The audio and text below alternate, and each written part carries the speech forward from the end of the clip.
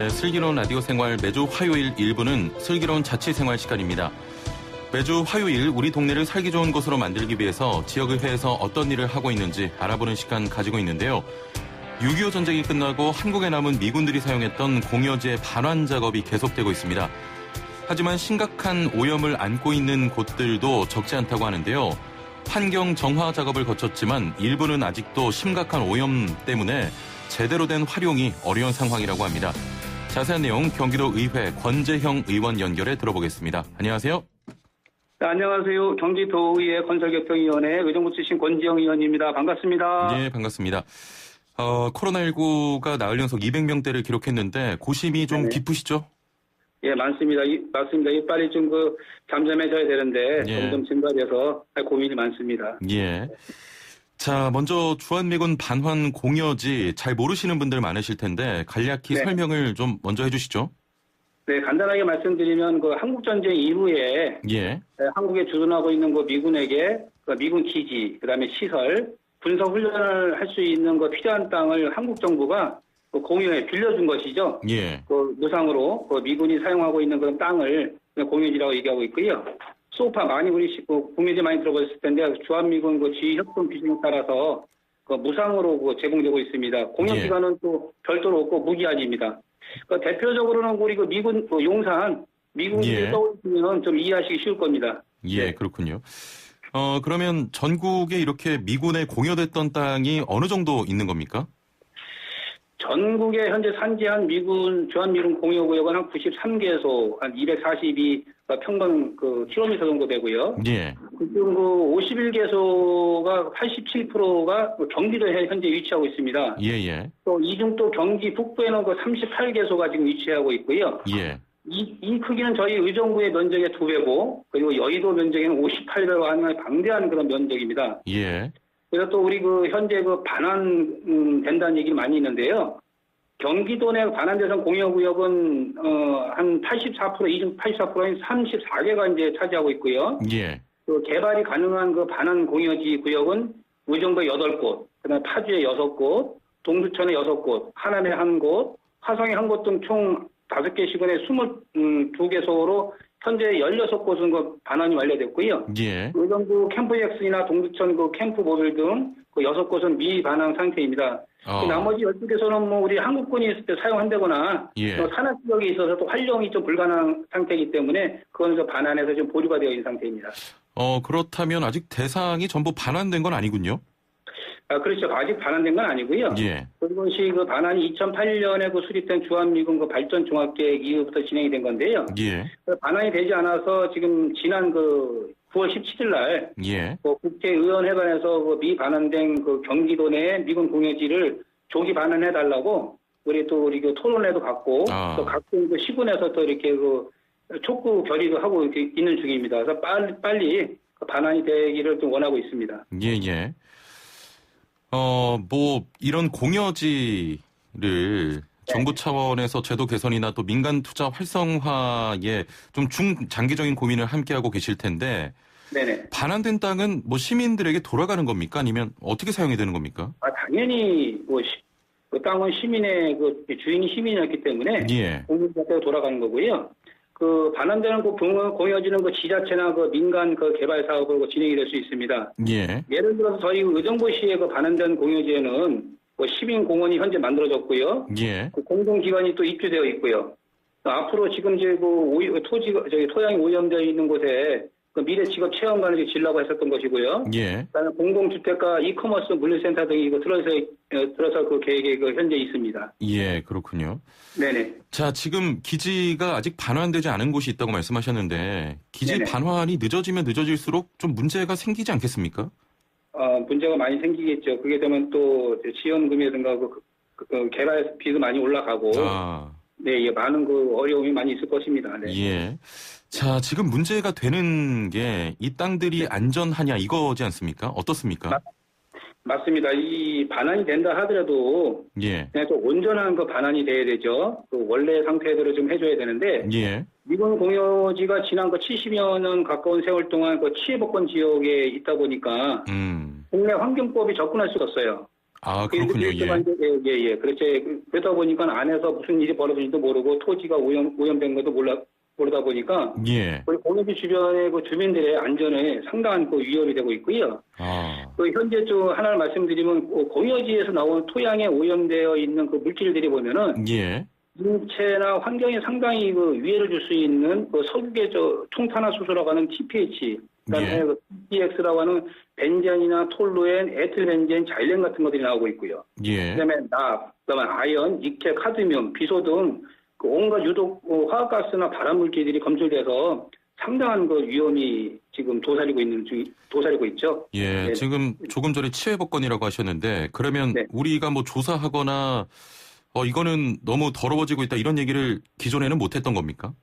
기존에는 들어갈 수가 없었었죠. 뭐 저희들 같은 경우 의정부에 살면서도 예. 뭐 프리패스라는 게 있었기 때문에 예. 뭐 사회 지도층이라든가 이렇게 뭐 그 안에 예. 들어갈 수 있었고 특정한 사람들만 들어갔고 뭐 어떠한 상태도 들어가서 뭐 조사를 한다거나 할 수 있는 그런 수가 없었었죠. 그렇군요. 네네. 자, 그런데 지금 주변에도 사람들이 살고 있잖아요. 당연히 살고 있죠. 우리 지난 의정부에서도 미군 부대가 들어오면서부터 미군 부대를 중심으로 그 경제 활동이 많이 이루어졌었고요. 예.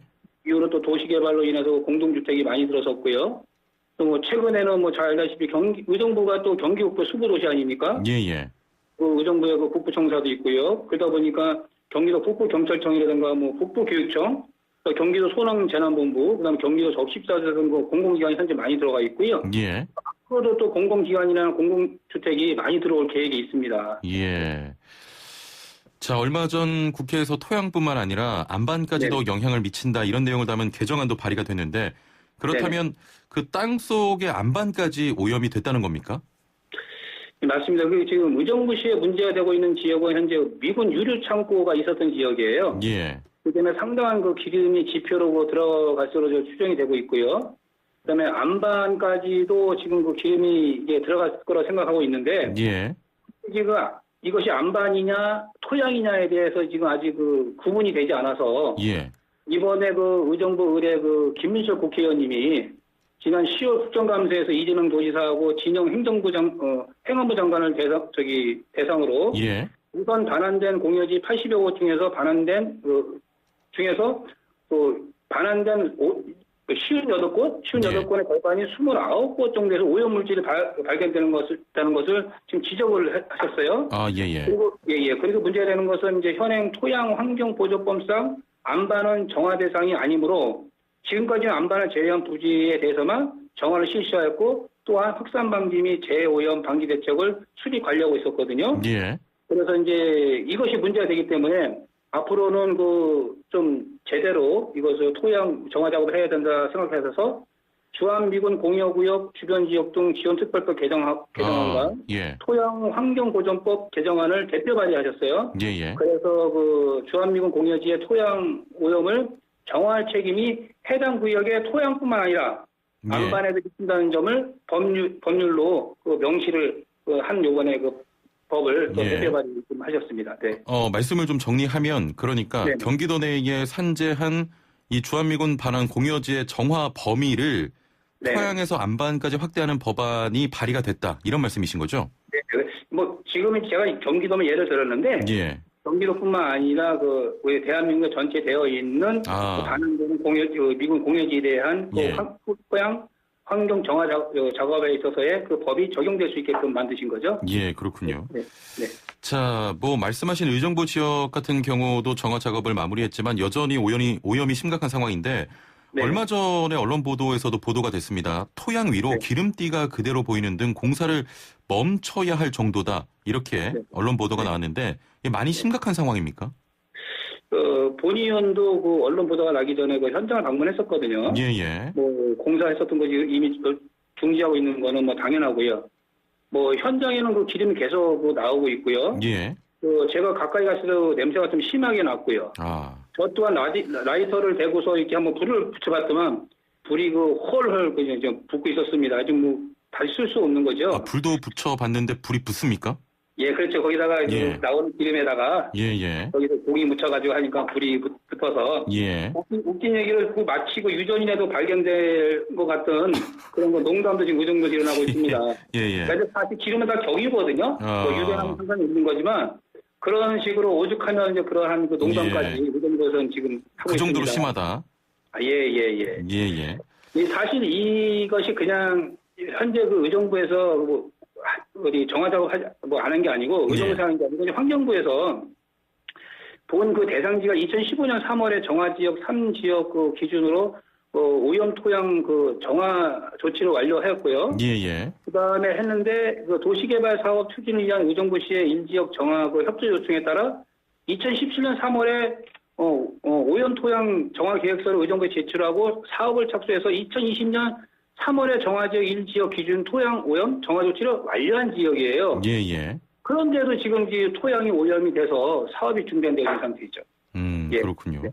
자, 들어보면 결국 그 환경 정화 작업이 필요한 땅의 범위를 토양이 아닌 땅속의 안반까지로 넓혀서 다시 보고 또 재정화가 필요하다 이런 말씀이시군요. 예, 맞습니다. 이것이 보면 이 문제에 대한 이 쟁점은요. 제가 이제 그 사업자도 만나보고 좀 이렇게 그 전문가한테도 지금 한번 제가 자문을 구해보니까 현재 우리나라 토양환경보존법에는 토양의 구분이 확실히 되어 있지가 않아요. 정의가 되어 있지 않아요. 근데 현재 지금 나와 있는 기름이 나오는 것이 뭐냐면 이게 그 지표에 대한 이제 지표의 부분이 있을 거 아닙니까? 풍화암 밑에 이제 보통 안반이 있는데 풍화암과 안반 사이에 기름이 끼어 있는 거예요. 그런데 국방부에서 정부에서는 풍화암을 안반으로 보고 풍화암 위까지 정화를 한 거고.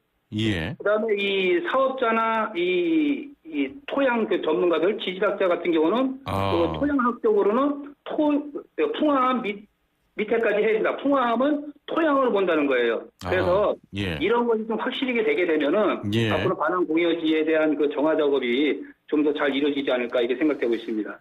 알겠습니다. 자, 지금 좀 심각한 상황처럼 보이는데 이런 상황이라면 민간에서는 이게 매입을 못할 것 같은데요? 저도 매입 안 할 것 같아요. 우리 어느 누구도 하지 않겠죠? 왜냐하면 기름띠가 뭐 둥둥 떠 있고 하니까요.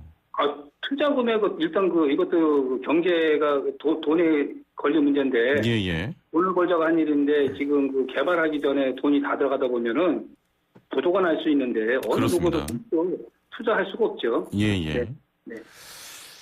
자, 이렇게 되면 환경평가나 조사가 다시 좀 진행이 돼야 될 것 같은데 이런 조사가 가능을 한 겁니까? 다시 해야 한다고 생각하고 있고요. 그래서 지난번에 국회에서 김민철 의원님도 환경부하고 국방부하고 해서 국가정부에서 다시 한번 그 재조사를 할 수 있게끔 아마 촉구한 걸로 저는 알고 있고요. 그다음에 이번 또 근본 의정부 캠프 시어지에서 발생한 그 오염 토양은 그 안반 지역의 그 오염 물질로 확인이 되면 앞으로는 국방부하고 의정부 심의 그 사업 시행자 간에 충분한 협의를 통해서 구체적인 그 정화 계획을 수립해서 사업에 그 지장이 없도록 해야 할 것으로 생각하고 있습니다.